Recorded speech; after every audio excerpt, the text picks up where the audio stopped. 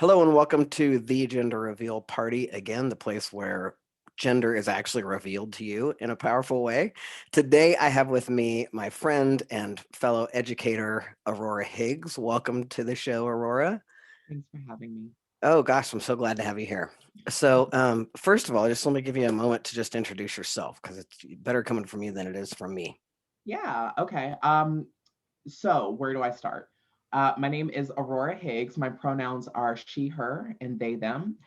I am an activist, a scholar, PhD student, burlesque performer, Love that. professional community, equity builder, all the things that we kind of do just to actualize our own identities and end up doing it for the rest of our community. But Mhm. I'll be transparent and tell you, most of the things I do are for selfish reasons. And then I hope at the end of the day, it opens doors for other people. So Sure.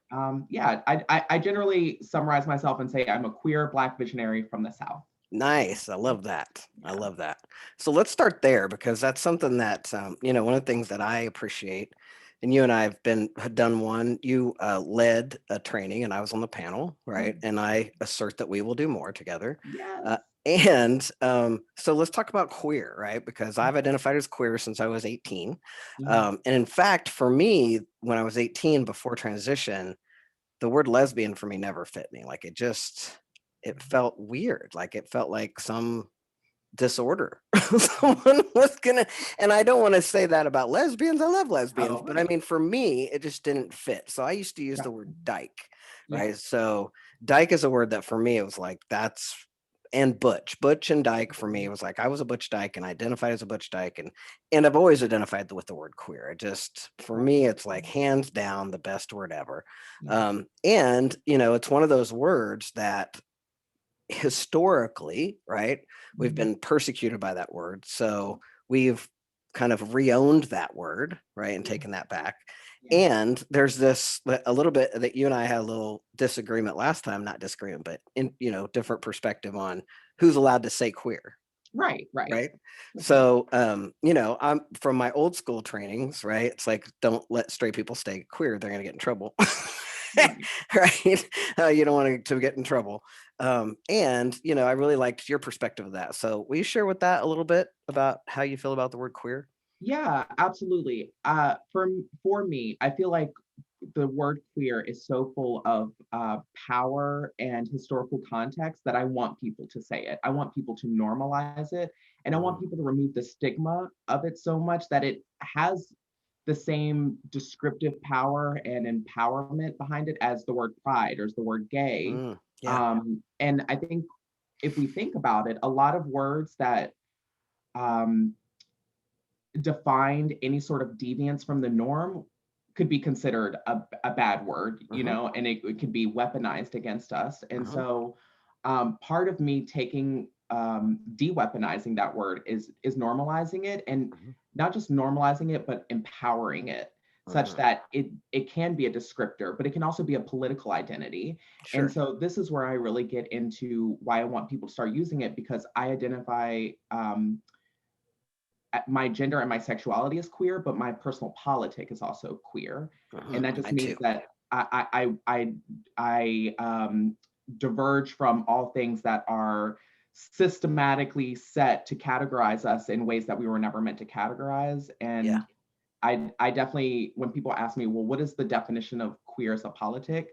I just say that it represents a struggle or a pushing against. Mhm. And so when I think about all those things, then like, yeah, I want people to say queer. I want straight people to say, oh, Aurora, yeah, oh, yeah, she's queer. Right. Or if someone's like, oh, I don't know much about Aurora, I'd be like, oh, well, she's a queer Black visionary from the South. Right. And I want that communicated, and I want people to feel comfortable saying that. Mhm. There are other words, I will say, there are other words that I want to maintain in our community. Queer just happens to not be that for me. For me. Yeah, no, I totally get that. And I like that. And I like the way you described it because, part of the thing for me is I have the feeling and understand it, but being able to sometimes articulate it in a way that Yeah. makes sense doesn't always work for me. And what I love what you just said about the politics, I had this argument last year or a couple years ago when the whole Democratic primaries where, we had like 70 people running for president or something Mhm. ridiculous like that, around Pete Buttigieg. And, Mhm. I debated lots of gay people Mhm. about Pete because Pete is gay and he's a gay Mhm. politician. He's not queer to Right. me, Right. to For me me. too. Yep. And so I'm like, you know, okay that he's gay, but I want to make sure people understand that he's not queer, right? Yeah. And that there's a difference. And for me, the way you just described it with the systemic or the systems, for me, Pete Mhm. is right in line with the systems, right? He's Yeah. a white gay man, right? And he comes from that white privilege, man perspective, and Yeah. he's going to work within the system, Yeah. right? That already is that white man system. And Yeah. I want people who are going to work against the system. So to me, somebody like in terms of politics, right? Yeah. AOC is queer, right? So I Yeah. look at her, she's probably straight, but she's Right. queer, Right. right? But she's queer in her politics, right? Yeah. So I like that distinction a lot. And I Yeah. appreciate that. I like Absolutely. the words that you gave me around the systemic politics helps me a lot because I'm saying things like he's not queer because I mean come on look at him. Right. I No. mean that's not helpful to people. And to be fair, Pete might identify himself as queer, and Oh, he there's might. nothing I can do about that. And No, that I will respect that. But when sure, we're talking, like you said, when we're talking about a personal politic, I do consider him to be more of a perpetuator of the status quo than I same, do of somebody who wants radical change. same. And Yeah. so, Yeah. you know, And I mean, we all know about politics and we know how people win elections. And so, part of that might be this is how he knows how he has to win the election. I don't know. But in my world, he's not going to be a queer stand for, real change, like the kind of change that we really have to start seeing or, I yeah, mean, right. I don't know So, who is yet, but I'm waiting for them. right. Me too. Me too. And maybe it's you. Oh me. Oh God, no. Oh no. No, no, not politics.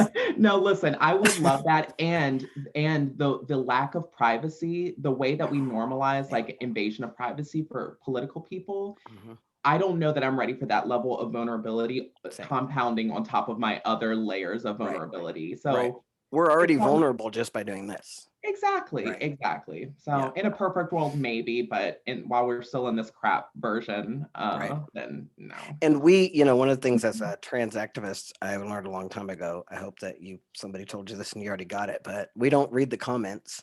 Right? No, So those of you, if you want to come on and be mean and this, like we're not reading it. Like that's not happening here. So, we just don't, I don't engage in those comments. I don't, because people can be cruel and they're so mean. hurtful, and I'm so sensitive. Me too. They say the meanest things about us, right? And for some reason, gender in particular is so systemized and so inundated, which is part of my commitment, is that people start to really grasp genitals and gender are not the same thing. Yeah, And your gender reveal parties, which I call genital reveal parties, yeah, are damaging. They are creepy. hurting people.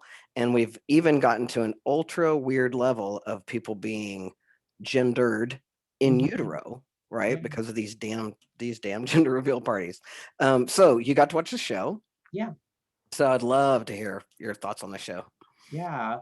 I was so not surprised, but so delighted by the overall tone and the structure of your style of storytelling, Thanks. and this kind of the kind of chapter beginnings you use with where you're like genitals, female, gender identity, and how that changes and how that marks each chapter of your story, I really resonated with. And I think a lot of people who are transgender, but also non binary in particular, Uh-huh. feel that or genderqueer because I could.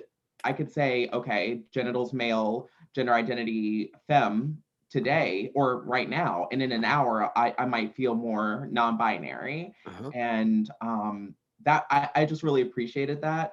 And then also just some of the more like part of being a trans person, right, is that our sexuality has been so successfully stigmatized that many of us take it upon ourselves to auto sterilize. Mhm. And I did not get that sense in your storytelling when you were Yeah. talking about your hard clit and like while you were driving and like sex is always on your mind. And Yeah, I mean I relate to that, and I love hearing stories like that because we are sexual. Like of course we are. it's not our fault that our sexuality has been seen as such a threat to heteronormativity, Yeah, but that does not mean that it should be upon us to remove that part of ourselves, because right. I'm a hedonist. I'm a chaotic good kind of person. I don't let social mores or I live by a code of ethics for sure, but when it comes to just being austere just for austerity's sake, miss me with that. I want to be, if the end of the world is coming, I'm going to be the first person organizing the sex parties. We're going out with a A bang, bang. literally, figuratively, however you want. And Right. those are more of the stories I want to hear about. I want to hear about us reclaiming our sexuality, and Mhm. not just in the way of like our sexual organs, but just talking about sexuality, and with the idea that it's okay, and Right. that we are deviant from convention, but we are human. And so we should be able to talk about the things that make us human. For And I sure. really appreciated you taking a platform and being so transparent and mixing topics that were really hard, like, dealing with your mom's health and moving back. And then also just your final talks with your dad, and then juxtaposing that with some of the really lighter things about when you're going back home, and people are having these like comments and saying things like, oh wow, you really, like, you look better now than you did before, like, just breaking that up, because I've had similar experiences, and it's really easy to get lost in like the trauma of it Yeah. all, but it's Yeah. also really nice to be able to laugh at some things and Sure. heal from certain memories. So I Yeah. really appreciated that. And I thought it was super funny all the way through. So yeah, thank Yay. you for Thank like you. I making that appreciate that. platform. Well, I Yeah. appreciate so much your feedback on it. It's Yeah. For me, it was a labor of love. It literally birthed out of me. I had to do it. I couldn't stop and it happened when I went off testosterone. So that was Okay. the thing for me that was so significant and interesting. Yeah. Was like, boy, I went off testosterone, and part of the comedy for me was like, Mhm. this is riotous stuff that we deal with. Yeah. It's so silly, it's all these silly things that we have to deal with. um, and going off testosterone and starting my period and all that stuff, just, and the other thing to me that, I wanted to drive home, and this is something I'd love to dive into with you a little bit, Mhm. um, is the classic training that I received as female Yeah. that serves me, right? Yeah. And that Exactly. I'm not afraid of my period. I'm not afraid of, I've been I dealt with that for 35 years of my life. It's Right. not a thing, right? And a lot of trans guys in particular, and that's where I really try to make sure people understand that I am a genderqueer. I'm a non-binary human. I don't Mhm. identify as a trans man, Right. because trans men are just often dysphoric about their period and things like that. And Yeah. so for me, that's never been a thing. I've always just been fluid, Yeah. and I can, I went to a meeting the other day in a dress online the other day, and the person meeting with me was like, But yeah.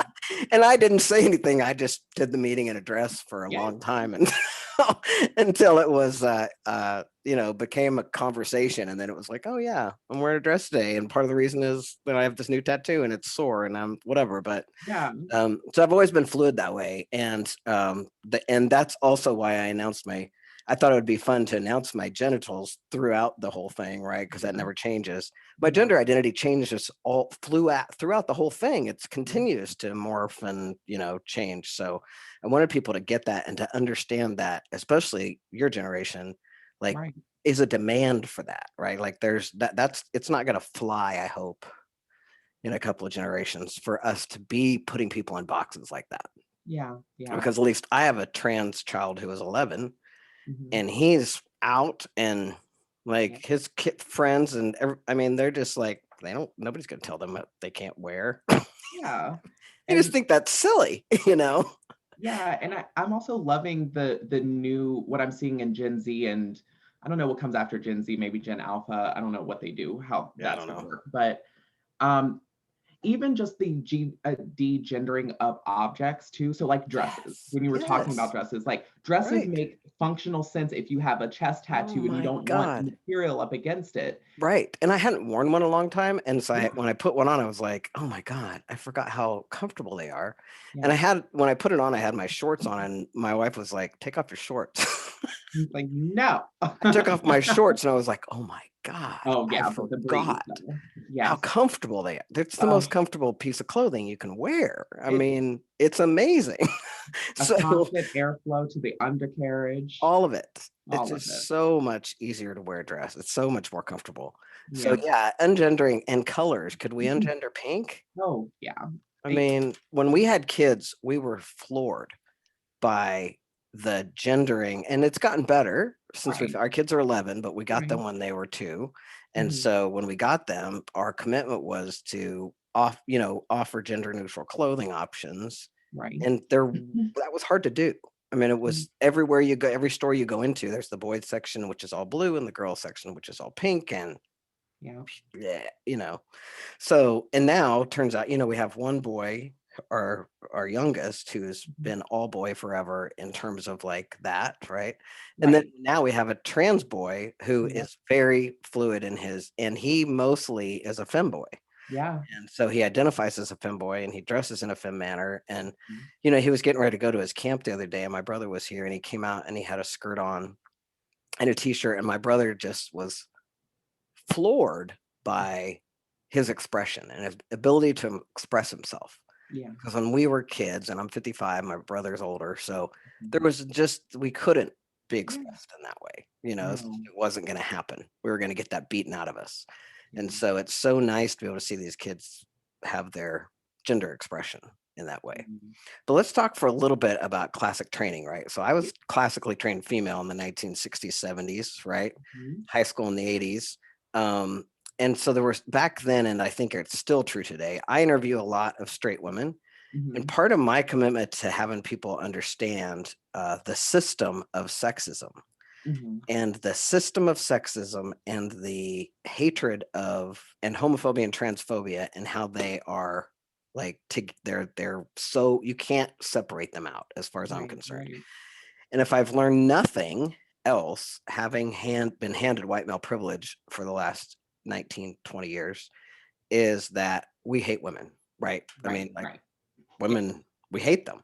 Like, I'm very clear about that. And I was Yeah. shocked to find that out because I was naive.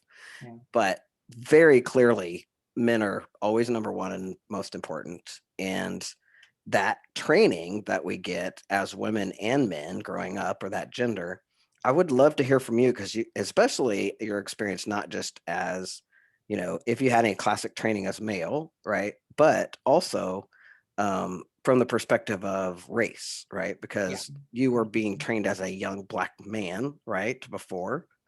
In a way, yeah. I'll definitely. It's hard. I. Yeah. Yes. We'll talk. I'll explain. Yes, please. Um. And so what's interesting is that I grew up very effeminate. Like I Right. was, Because and you I came out at 7, right? right. I came out as gay to my dad when I was 7. And something that I lost my train of thought. Oh, okay. So for context, I am 30 now. I had to think about that. I'm 30 now. I came out publicly and really made my transition public in when I was 28. And so I had a lot of life experience as being perceived as male. That said, no one has ever described me as masculine in any Right. sort of way. There's Right. a picture of me at 4 years old, and I remember taking the picture when my parents said, okay, and it was me and my little sister who was 2 at the time. I was like, okay, let's take a picture now, pose. And I think my sister, was doing something like this. And my pose as a 4-year-old boy was something like this, like something, it was so like, so fabulous, so fearless. Right. And so Love it's hard that. for me. So I love when you were saying like classically trained, and it's hard because I would say I was classically perceived as male, but the training never stuck. Like Right. I was rebelliously effeminate, Right. especially for being a a young kid who I identify as Black, and my mom is white, and so ethnically I'm biracial. Mhm. Um, and so I had a really interesting experience being pulled into the different gender roles of my white family and my Black family. Mhm. It wasn't as different as you think, and I think that there's a perception that the Black community is often more femphobic or queer phobic. Mhm. And that was not my experience. My experience was that the white side of my family, the conservative side of my family, was much more um, controlling of my femininity and saw it as like a weirdness about me. Yeah. I was bizarre. Yeah. Um, the Black side of my family just kind of knew, like I was. There's a certain thing about in the Black community. It's like we have homophobia and all of these social constructs that stem from white supremacy, like any other race does. Mhm. And when you're Black and you already have the feeling of being different, the way that we treat queerness in our community is not, I wouldn't say it's great, but it also has its own special place in our community. Mhm. And so I grew up, everyone knowing I was gay before I had a chance to tell them. There was no getting out of it. I was visibly queer, visibly effeminate. The way that I walked was always policed on the school playground, the way that I talk, the gesturing with And my that's the hands. stuff, right? That's the class. So for me, that's the Right, classic training as male where you're being exactly. persecuted for being feminine. Right. Right. And like I will say I was people were trying to classically train me, And you and were like, I would no. say I never got the training. Like Right. I was that failed I didn't employee get who the never. memo.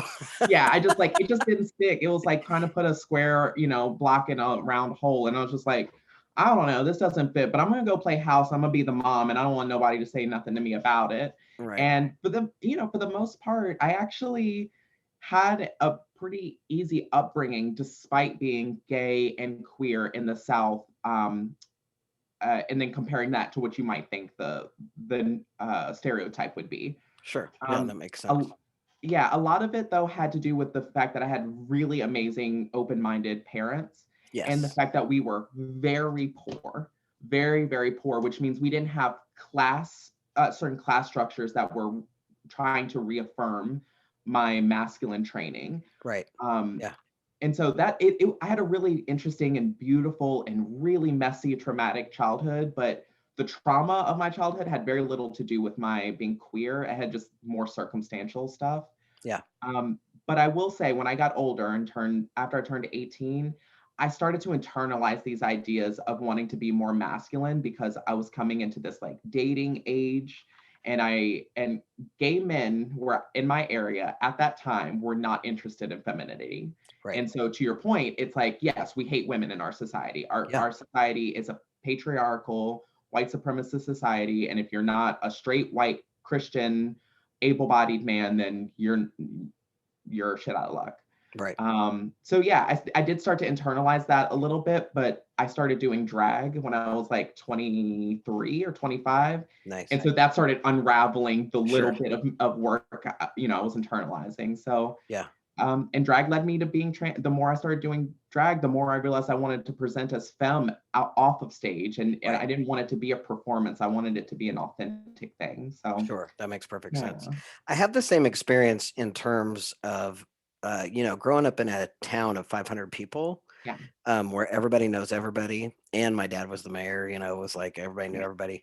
And at the time, I did everything I could sleep with boys to prove that I was straight. Right. But also, and put and there's this weird, and I think this is what you were speaking to a little bit. There's was a, this way that small towns handle gayness, where Yeah. that's just Steve. That's how he is. You know what I They're mean? just That's different. just right. He's just different, and they don't. They would never really want to acknowledge the No. gayness, Yeah. but everybody knows that, Yeah. right? It's like everybody knows the local gays. Everybody knows who they are.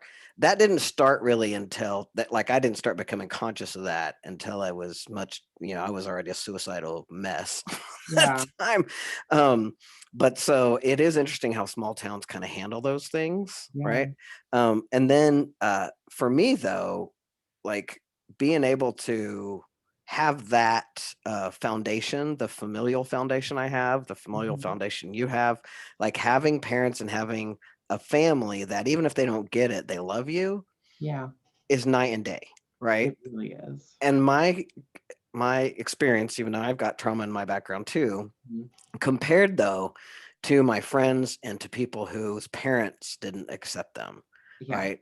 When your parents love you, I used to sit on a panel with this guy who talked about his coming out story, and he would say, once I came out to my parents, fuck everybody else. Yeah. Like, Yeah. like once your parents love you, I mean, who cares about anybody else really? Yeah. And I agreed with him. Like, I really get that. And I think that that's one of the things that, you and I both are committed to teaching and training around is this idea that all we have to do is affirm these kids, right? All we have to do is call them by the right pronoun, call them by the right name that they want to be called.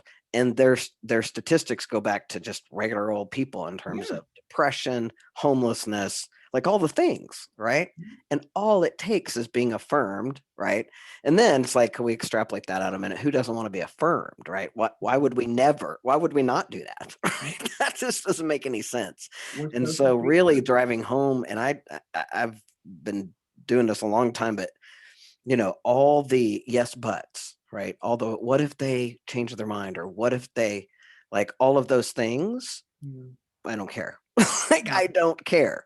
The Yeah. suicide rate will, and the statistics that we see, and the research that we've all seen and Glisten has been doing forever, gives us those numbers that we know the minute that kid gets affirmed and starts being called by the right name and by the right pronoun and given some level of affirmation, everything shifts for them.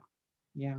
It's like Yeah. weird when you treat people like humans, they live like What? humans. Yeah. So wild. I know. That is wild, isn't it? That's Yeah, really I mean, interesting. it really, people don't think about when when you are experience a point of marginalization. So, like, if you're different in some way, if you're Black, chances are your family is Black. If you are Muslim, chances are your family is Muslim. Mhm. Um, the thing about being queer is that it's not, there are, I'm sure there are some genetic bases for queerness in some way, shape, or form, but we are not guaranteed, and it is unlikely oftentimes that we will be queer and have our family understand that or be able to empathize with that. Mhm. And so that being different in a way that's different from your immediate support group can be really daunting. And Mhm. when you feel rejected from your immediate support group, how would you trust that the rest of the world would accept you? Because there's this kind of unwritten rule that if no one else will accept you, your immediate family, whether it's blood or chosen family, will accept you. But if you don't have that, the world becomes very scary, and you do things to protect yourself from that. Right. Yeah. And in my other work that I do, transformational work, and I have my book and my transformational methodology, one of the things I talk about is I want to live. Ah, I just got moved thinking about it. Oh, I want to live in a world where people know that they're loved, yeah. right? Because I think that when we know that we're loved, it has us pause sometimes, right? Rather than, like, it, if you know you're loved, then it's easier to be kind. It's easier to, it's like so many things. But if you think of yourself as a piece of crap and you've got everybody else in your life telling you're a piece of crap, Mhm. what would stop you from doing anything that is, like, out of integrity? You know Yeah. what I mean? I have so much more integrity now that I can know that I love myself, right? And that I am a loved person, Yeah. versus how much integrity I had as a young person where I felt unloved and I hated myself. I didn't give a crap what I did. I didn't give a crap what drugs I did. I didn't give a crap who I gave my body to. I did not give a crap about any of that. And so I want to live in a world where people know they're loved, right? Yeah. So because I think that's important. I think I think it's a key when Yeah. people really, and I've seen people who come from families who can't love them in a way that they needed, or support them in the way that they needed, and then have them blossom inside of a chosen family, right? Yeah. And Yeah. I've seen it happen over and over and over again, right? Mm. I mean, I've been doing this for 35 years. I've seen a lot of people who, once they get that chosen family, then they start becoming a different person, right? They start Mm. becoming somebody who wants to make a difference, or who's invested in being part of the community, like where before they were like, screw that, and it Yeah. was all based on this idea that they didn't know themselves as loved, number one. And number two, the other thing I think is so important I want to speak to is, I'm a GLSEN volunteer, and I think and part of the reason I volunteer with GLSEN is I'm just so impressed with them and their powerful mission, and they've been around since 1990. And Mhm. so I love the work that they do. And so I volunteer my time for GLSEN. And part of that what GLSEN speaks about in training is that we want kids to have a window and a mirror, right? Yeah. So we want kids to be able to look in through a window and see people who are different than they are. But we also need for kids to be able to see themselves and have a mirror. And for me, part of the reason I was suicidal whenever I was a youth is because nobody looked like me, right? I mean, there was nobody on TV who was like that. The only person who was even close to that was Jodie Foster, and I always loved to joke about the fact that I beat her out of the closet by a long shot. I mean, we all knew Jodie, I'm seeing the but cover of Contact pop up in my imagination. right, yeah, yeah. And that world of being able to see ourselves. Talk to me about that, because I mean, you obviously you were a very brave child and had your own, you know, confidence about you, which I love. But you also, I'm sure, didn't see yourself much in the world. No, I wouldn't even say that I was a brave child. I was a kind of a naive child in a weird way. Like I had this very distinct opportunity and when I told my parents I was gay when I was 7. But the reason I did that is because the day of or the day before, somebody had said something about gay or being gay, and I said, "Oh, what's gay?" And I think most people, when they ask this question in their under the age of 10, the responses that they get back are negative because they're sort of regurgitated from the messages Mhm. in society. But the person who told it to me was just gave me the most neutral definition ever. They said, "Oh, well, if you're gay, then you're a boy who likes boys." And I thought, "Oh, well, I'm a boy." Well, so I'm told. And I like boys. I think boys are really cute. And like I had crushes on like my friends very early on. And so I was like, okay, great. It was like someone telling me the sky was blue. And I was like, okay, great, good to know. And I went around sharing that information with everybody. And I was like, this is what gay is, and I'm that. So I'm gay. And it took me a while. It was a few years later before I really understood how much hatred there was, but I was all at that by the time I was 13, I was already 6 years into this identity. Right. And you couldn't shake it out of me at that point. But that's almost like a really sheltered experience though. I would not describe myself as being sheltered in a lot of ways, but in that way, absolutely. And so it took me a while before I realized that I was that there were not other people who were like me, who looked like me, especially who were black, especially who were black and had like a white parent.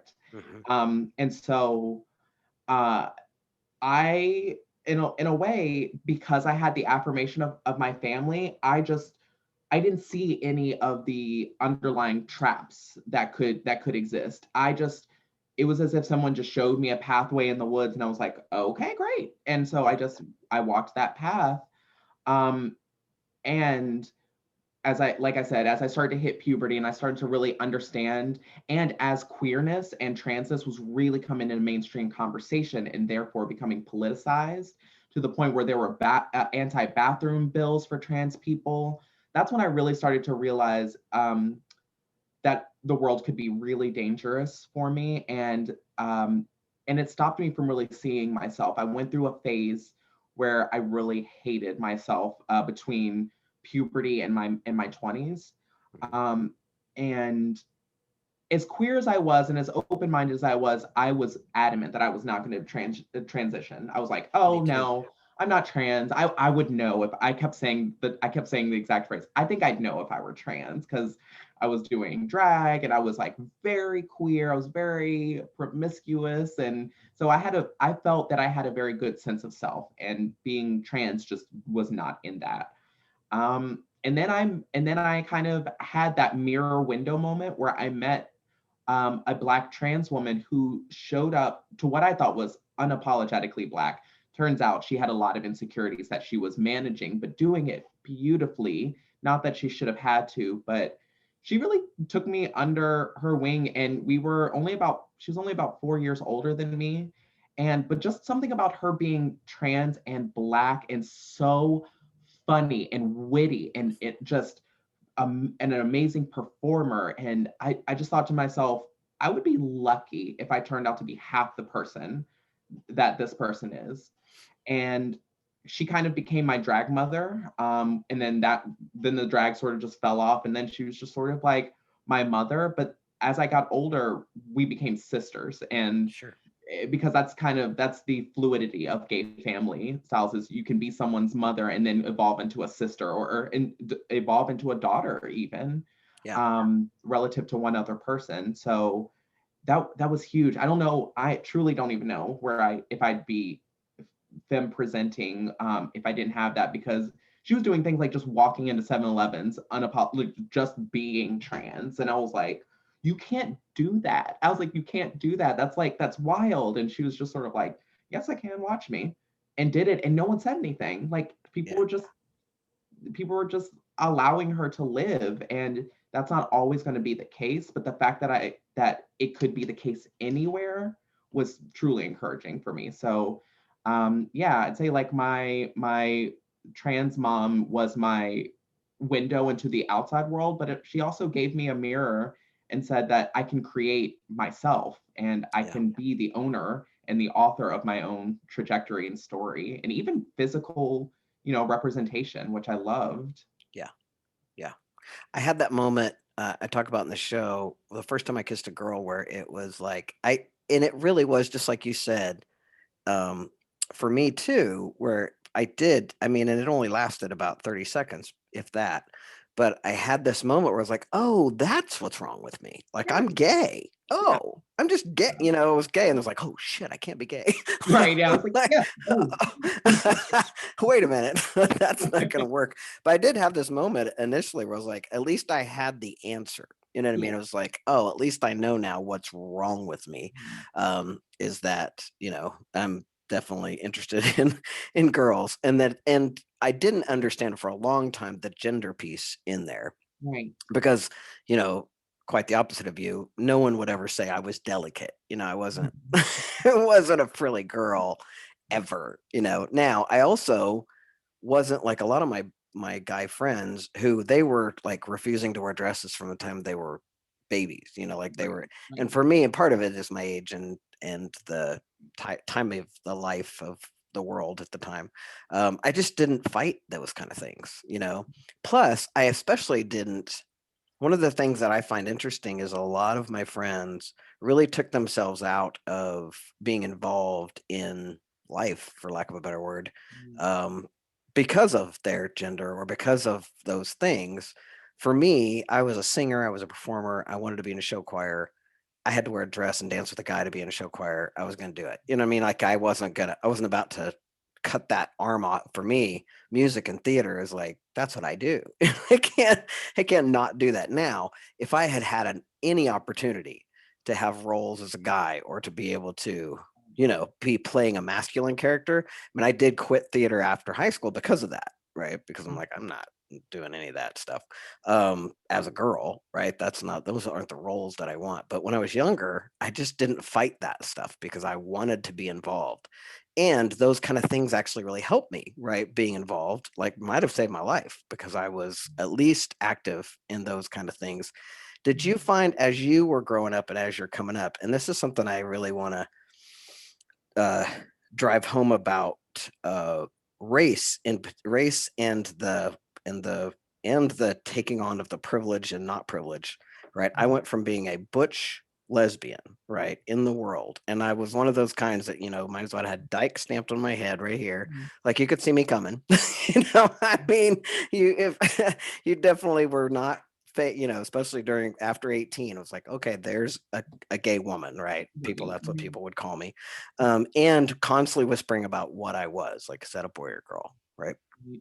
So that was my experience. And again, I was naive and shocked by it because I was so clueless about how this was going to go. I honestly believed that I could be an out trans person, Mhm. and because for me, I wasn't going to transition until I came out, right? Or my whole thing about transitioning is I didn't want to lose my dyke card. Like, I didn't want to not be part of the queer community.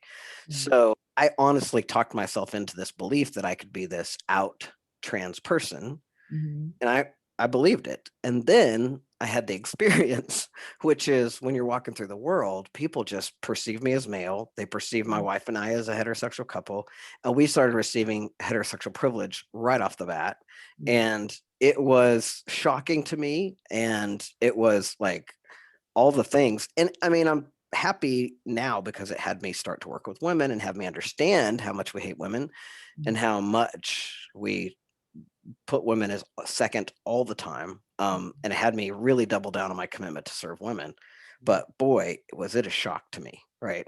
And so you went from being known as like an effeminate gay man to a black woman, right? Or a Mhm. black trans woman, depending on where you're coming from. How Right. did Tell me about that? Yeah, I mean, it was interesting because again, you could see it, before I transitioned, you could still see my like the switch in my walk from a mile away. So it was like it was very like kind of like you said, I had like queer on my forehead.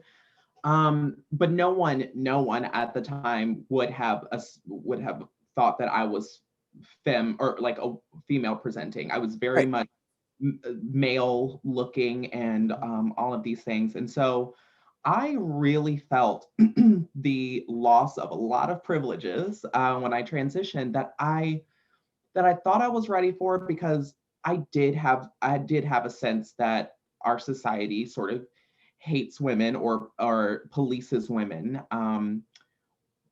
And even knowing that, I wasn't fully prepared for the that night and day sort of like feeling of having given up all of this privilege that I wasn't even that I was taking for granted, such as being able to walk anywhere at nighttime. I use literally would just go for nighttime strolls because I'm a night person. I don't like sunlight. I'm not, my friends joke that I'm a vampire, so much so that I've got my mug, the Fempire. Um, That's awesome. and I actually mourned my like night strolls because it was not safe. And what affirmed that it wasn't safe was that what was happening in the daytime was me walking to work and getting catcalled, getting harassed. I walked by one guy and he stopped me and goes, "Oh, I'm sorry, you dropped something, miss." And I was like, "Oh my God, what?" And he goes, "Oh no, I was just joking. I just wanted to see your body." And like just and then just walked away, just like casually walked away, because that was acceptable in our society. And it proved to be acceptable because he went on. No one stopped him, no one said anything, no one will ever say anything to him about that action. Yeah. And being taken seriously in board meetings, not being interrupted, and all of these things, like I didn't even realize that were things that I was going to give up. Looking back on it, I do feel like I still have a good bit of privilege because I was society treated me as male growing up, and so I learned like how to enforce like my presence. I learned how to talk over people who were trying to talk over me, and really stand in my space. um I don't know that I don't know that cis girls were getting that training growing up, and even though I felt the loss of the ability, I still sort of had the programming to know how to like, I don't know if cis women feel that way or not. But I it doubt it. is kind of being, even now, still being between two worlds because I'm not privileged in being trans, but there are certain things that I brought with me from my male privilege that I'm holding on to, and just like a little bit of savvy. Um, yeah, I mean, it really is interesting. And then when you layer the my blackness on top of that, I think we see a lot of, especially in academia, there's a lot of white trans women in academia doing gender studies. And so I don't think that the world automatically sees white trans women and dissociates them from being professional, but I know that that's something that we do with Black trans women. Also, because Black trans women are most pervasively portrayed as sex workers in television, so much so that, again, when I was talking about this earlier, our identities as Black trans femmes and Black trans women are heightened. People assume that we're hypersexual and that we're hypersexualable, like that they can sexualize us through, male gaze, through just patriarchal, heteronormative gazes. And so it's been really hard for me to show up in spaces and not, number one, get the discrimination of lowered expectations, but then two, get this really patronizing rhetoric whenever I am showing like how capable I am. I get a lot of like, wow, you're so articulate and da da da. It's like, yeah, well, I better be. I spend a lot of time and resources on education, and I'm a public speaker. So yes, when you tell a public speaker that they're articulate, it's kind of like saying like, the sky is blue to a person and you're expecting them to be like, oh my God, thank you for telling me. It's like, Yes. yeah, I know. And it's like, and it's not a point of like being arrogant, because I've actually trained myself to do these things. And it's like, Right. if you trained yourself over a decade to articulate, of course you'd be articulate, but no one's talking about the work that's been put in and how it's earned. Mhm. It's this, again, point of being bizarre. It's like, look at you being Black and trans and having the audacity to form words and ideas clearly. And it's like, I don't know what to do with that. Right. Similarly, I don't know what to do with my female colleagues telling me things like, oh my God, you're trans. I would never would have known because you're so pretty. It's like, yeah, well, We talk again, about that for a minute. Holy smokes. like what? Like, of course, like we're allowed to be pretty. No, number one, it can Yes. happen. And Trans handsome. women can be pretty. We can Yeah. be, you can be attracted to us, and it doesn't mean anything about you. But Mhm. yeah, sometimes we're attractive just like any other person is. Mm. And two, if you grew up being worried about being misgendered constantly, you might adapt a good makeup brush hand. Like, my skill in makeup or in curating my appearance is a direct result of me putting on armor so I can face the world. And maybe if I remove one layer of oppression, I can get through the day a little easier. But none of that's taken into account. It's like I'm a monkey dancing on a ball, and, while accordion player plays. But it's weird because I know that even though I'm disrupting some of these narratives, people who are coming behind me or people who are in the spaces as well might not be getting those considerations, and they're having to fight against those narratives as default. And I don't really, I don't think people really understand what a toll that takes. Even the most well-meaning of comments can come from really ignorant places. And I don't think people mean to be ignorant. I think people truly do mean to be complimentary and to, empower me, but they don't realize that their compliment comes from an oppressive society, and it's a reminder that I live in that oppressive society. Hmm. Yeah. If I could tell you how many times people have told me I would never have known you're so handsome. You're such a good looking guy. You're such a, whatever, all those things. I'm like, oh my God, stop saying that. First of all, I would never have known.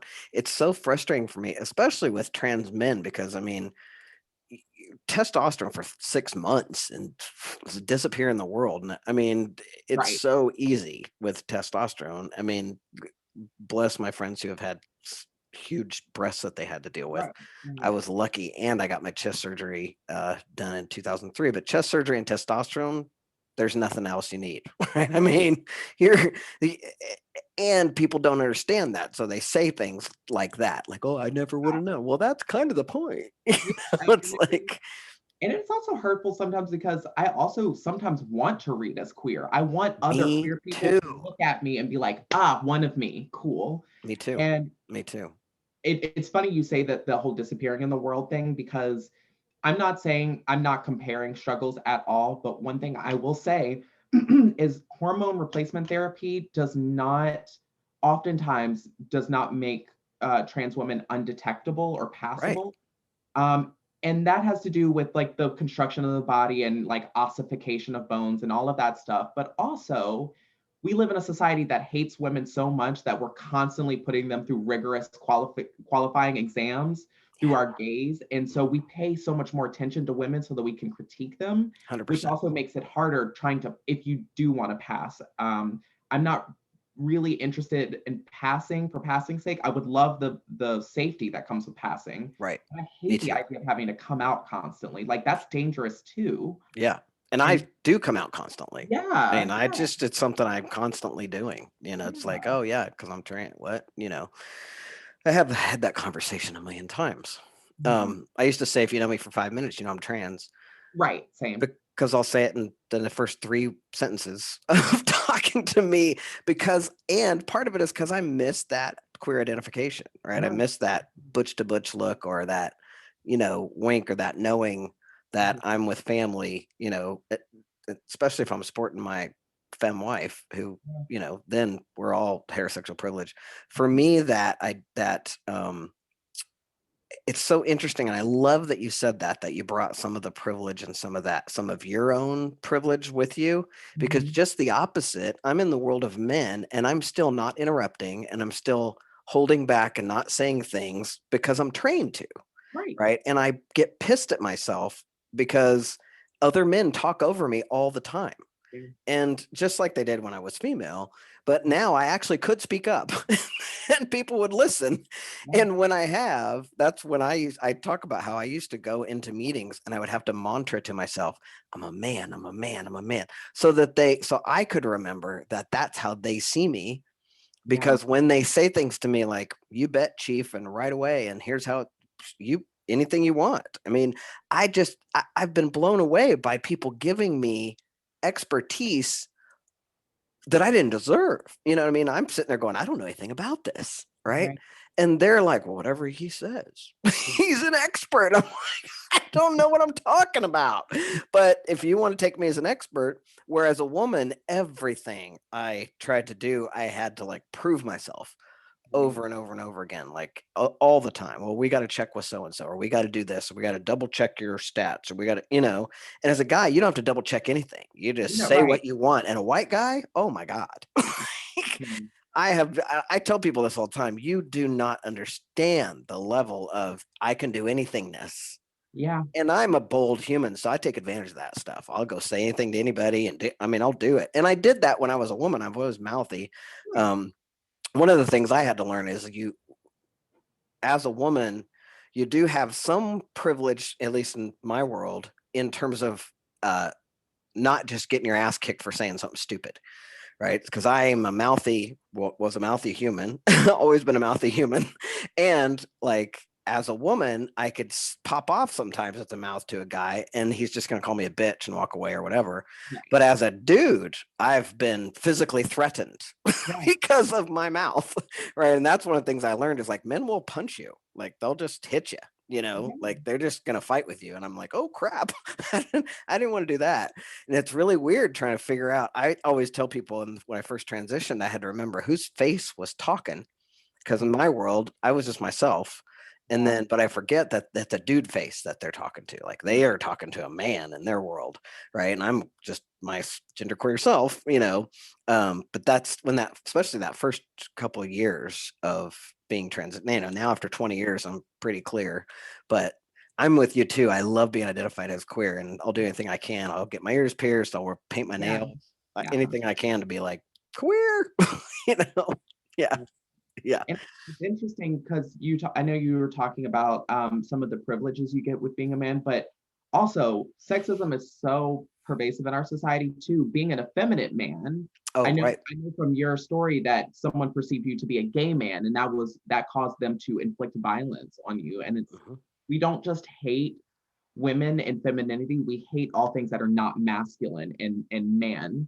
And And so that also extends. I can't tell you like I think that binary trans people receive a lot less hate than non-binary trans people, Mhm. because in a way, as long as you're willing to land, even if it's not the gender you were assigned at birth, there is a certain comfort with you putting yourself in a box, period, even if Right. it's not the box that other people think you belong in. Right. But the minute you say that I no longer like belong to a box, people get really violent because Right. they need to know, they need to force you into something, and physically, whether it's emotionally, whether it's verbally.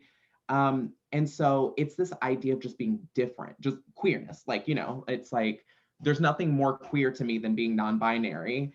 And so people really do, I've seen so much more violence against I know people who identify as trans women who have beards and receive so much more hate and violence than I ever will. Mhm. And that's really, I don't know. I hate that because it Me was so too. much easier to think like, oh, well, society hates, women, da da da. It's like, no, society hates, it's a really complex equation, but Yes. ultimately, it's like anything that is not masculine men Right. is like now a target. Right. And that's why I keep trying to drive home to people that why sexism and homophobia and transphobia are so Really bad. enmeshed. Because when a gay man is getting bashed, he's not getting bashed about thinking he's going home and having sex with a man. He's getting bashed because he's walking like a girl, Yeah. right? He's getting bashed because he's being effeminate in any way. And Yeah. that's what we want to stamp out and kill. Yeah, exactly. 'Cause it It's goes unless you're a cis het woman, and then you better be feminine. right, Then you better right, be feminine. exactly. Right. Because cishet women are seen to cater to men. So it's Right. like if you're not a cishet woman and you're not catering to men, then what's your purpose in our Right. society? And cishet women do cater to men. And it's my experience often where I'm in a situation where women are catering to men, and I'm one of the men they think they need to cater to. Yeah. And I'm like, whoa, whoa, whoa, hold up, Mhm. and I'm with those men who don't even notice that they're being catered to. Like Yeah. that's just how things are. Of 'Cause it course. feels good to be, someone to take care of you, but then you don't realize that it rises above that individual interaction. And Yeah. individual relationships are fine. Like I don't worry about the ethics of those. But when you look and you're like, oh my God, I'm a part of a narrative, Right. like that's Yeah. when it's like, oh, we've got to do something. And that whole women catering to men is part of the reason why I identify as non-binary and as a femme versus a woman.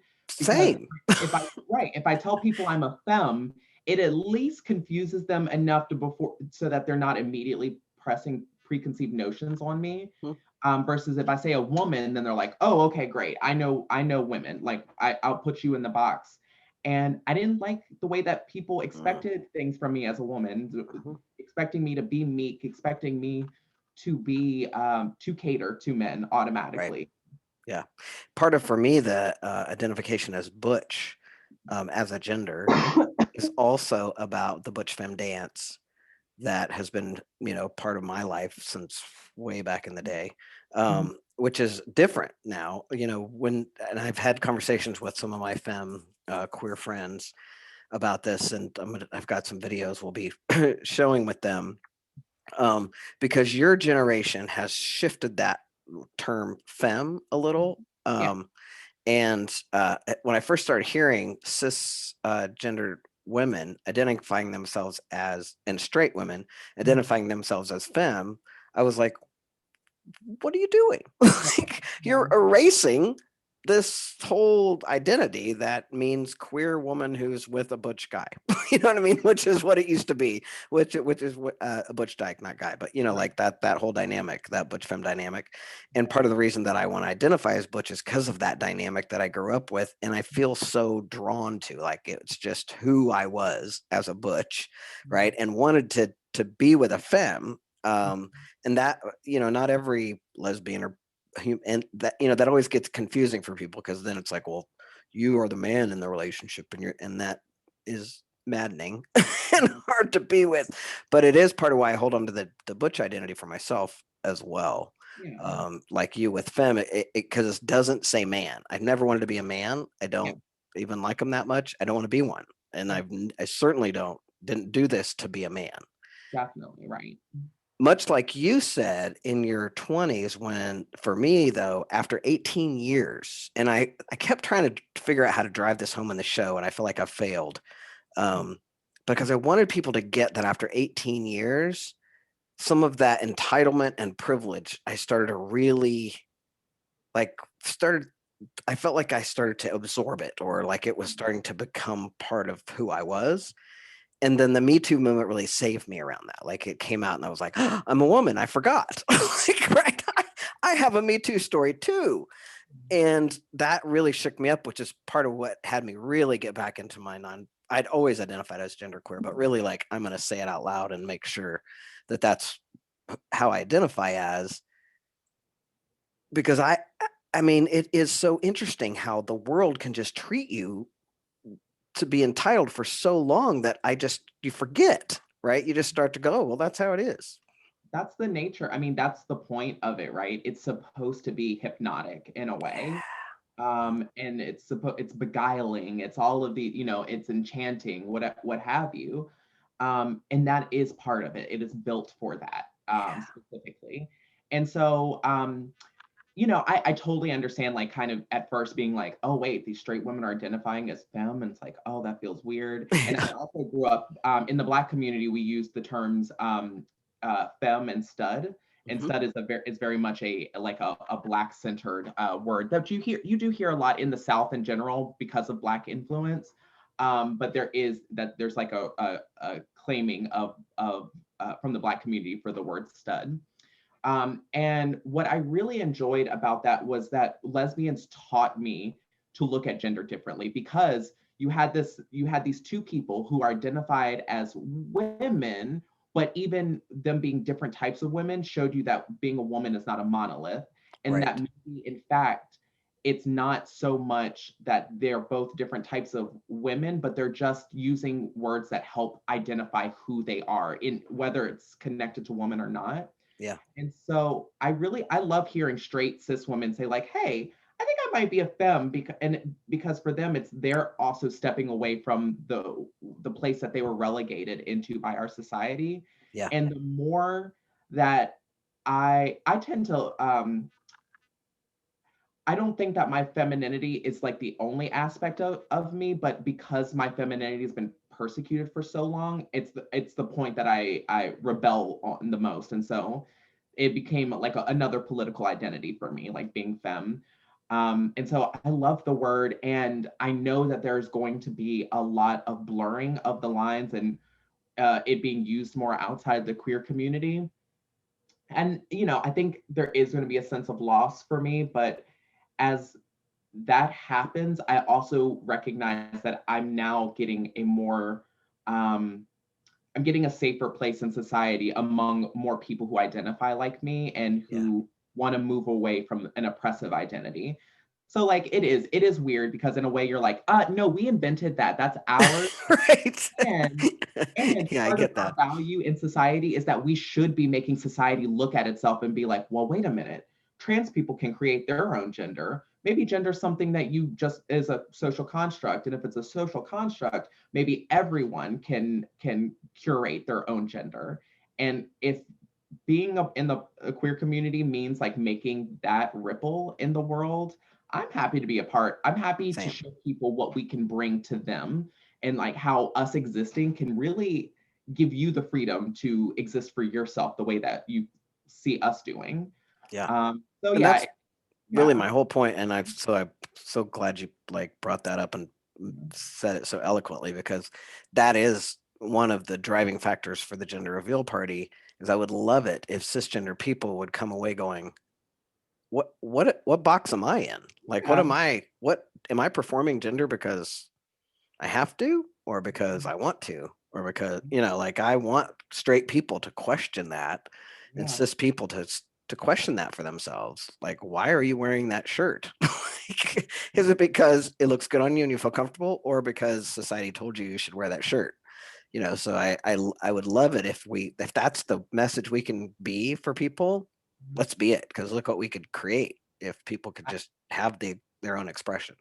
Definitely. And I'm definitely seeing that in Gen Z. TikTok has, Oh, I mean, if you've got a TikTok account, you're seeing people who identify as men in maids outfits and dresses, and kind of being playful with the idea of their sexuality. And that could not have happened without us, because Right. Gen Z grew up watching us, and as we were coming into the mainstream and feeling like we were the only ones doing it, Mhm. people decades younger than us were watching us on a broadcast format and taking away that the world looked more like us than it did maybe them. And so like just that impact that we're having in production, even while we feel alone, and making other people feel like they're a part of something, Mhm. is a sacrifice I'm willing to take on. But I love it's so cool being able to see the direct result of it, and seeing more, like, imagine a world where more cis men identify as like masculine presenting or as non-binary, Yeah. and just because they don't have to, like, there's Right. really no point in picking one fixed identity out of infinite without there being some sort of oppressive structure saying you have to. Right. So And we're without it, seeing like, that more and more in young men. yeah, Yeah. just wearing skirts because they Yeah, feel great. because it feels good. It feels And good. definitely need I keep uh, threatening to do this, and it's just not been a huge priority for me, but I want to create a line of men's skirts and dresses that Absolutely. have more pockets, because Oh, we like oh, pockets. let's just make it outfits for everybody, and There then we go. that way Outfits we for can everybody. stop Whoever it. wants to wear it. it's Yeah, it's because gonna have more pockets, that's for I sure. miss pockets. We should have talked about that in giving, when I was talking about giving away my privilege. I tell my partner all the time, who is um identifies as queer and cis male. He was always like, "Wow, you really, women don't get pocket." It's like seeing the gears turn in his head, because I'm always like, "Look, where are the pockets? Show me. Show Where me. where am I going to put it?" They Right. don't give us pockets because they don't think we can hold things, because we're not allowed human agency. We're not allowed Right. or Yeah. identification. I started But carrying a purse about 3 or 4 years ago. mhm. And part of it was because in the wintertime, I'm wearing a jacket. So I got pockets, pockets, pockets, pockets, pockets. Right? I got them in my jackets. I got them everywhere. I got pockets. I got everywhere. And then in the summertime, I got no pockets. I'm like, man, and I didn't want to wear cargo pants. So I Yeah. started carrying a purse. But here's what's funny about that I just find human beings so they tickle me. Like this gender stuff is so ensconced in people Mhm. that even their words, like they cannot manage to call my purse a purse because I'm Oh, it's a right. man purse. They have to say man bag. They have to Mhm. say merce or man purse. And so I correct them all the time. They'll be like, "Hey, you forgot your man bag." And I'm like, "It's a purse." "Hey, you forgot your purse." What's that?" That's my purse, and it's so funny how people have to change that. Like they cannot manage. They Mhm. cannot. And I'm like, something so silly as a bag. It's a bag I carry around, right? And it's my purse. And so it's just so interesting that people, even little things like that, people have they wrestle with. And it's so fascinating to me to watch people. The word merce literally gives me like a physical Oh, me reaction. too. Me too. Like, you know how people feel about the word moist? Oh, I feel that for the word merce, because it makes me think of MRSA, which was also a really traumatic time. And right. now that we think about it, how many pandemics have we been through? Now that I'm like A few, SARS, MRSA, like, oh wow. right? Anyway, H1N1, yeah, you're right. which Exactly. Swine H1N1 got stopped. flu. I mean, because Obama was there. So, Right. uh, it's funny when you think like, oh my God, this is kind of a deja vu moment. But yeah, I hate the word merce. yeah, It's, well, I uh, carry a purse. yeah, Yeah, love it. Love a purse. me too. So, last question, just because you got to go at some point here, and we could talk all day. But anything you want to share with folks? The gender reveal party is really, designed to wake people up to this conversation and have Yeah. people like start to understand, and especially that, if I could get people to stop having genital reveal parties, that would be awesome, right? I really feel like it's damaging to human beings, and it's horrible, right? And so to have a gender reveal is really about what we're doing, right? We're revealing gender so powerfully for people and hoping that they can like have that for themselves. So I would love to hear like your version of that or anything else you'd love to share that you'd love to share with our audience Yeah. today. Leave them with. Yeah. I will just say, stay in contact. If you want to reach out to me, my website is aurorahiggs.com. I am I'm on this endeavor of putting my queer blackness in the face of the public and sort of just like, you know how everyone says like I'm okay with queer people as long as they don't rub it in my face. I Yeah. want to rub it in faces. Like I want to be sexual. I want to be taboo. I want to do all of these things, and I want to make fun of gender as a concept. And I want to be disrespectable because I'm tired of being respectable just so that people will see me as a valid, intelligent person. I mean, like, I'm already those things, hate to break it to people, so I don't really need that respectability. Mhm. So if there are people out there who just want to collaborate, who want to help me make fun of gender, who want to make creative things, archive queer sexualities, or just like, let's just podcast and talk about things. Yeah, that's, I mean, I'm kind of doing so many little things that sometimes I forget to like sit back and like do like a big creative thing that I enjoy. But I want to do more of that. But I know, knowing myself, I need an accountability partner. I need somebody who is also driven, and can have a stake in it so that I will follow through. So if you're out there, hit me up. I know Jay and I will continue. I'm going to continue to work with them. And if you're also out there and you're hearing people like Jay and myself and what we're saying resonate with you, reach out. My Instagram is at Aurora Who Is She. Um, yeah, and also normalize paying Black trans women. That's a normalize get just randomly sending money to Black trans women, because until the fight for equity is going to be a long one, and in the meantime, we could use a couple coins. So Amen. um, reach out to somebody, ask their consent to send them some bucks, and then just do it. Nice. Yeah, Awesome. I appreciate that. of course, of And course. I just want to thank you so much for who you are for our community and who you are for the 11-year-olds, Yeah. the 10-year-olds. Like, Mhm. that's just huge. So I love that you're out there. And I'll do everything I can to get you out there more, just because you make such a big difference. So I thank you so much for giving me your time. I really appreciate it. It's truly my pleasure. You're an amazing human being. Oh. You're hilarious, and you do things like this, the gender reveal party, and you're actually doing things, and you're making fun of gender in the ways that I'm hoping to do one day. We'll And do it. thank you. Just thank you. Absolutely. Thank you.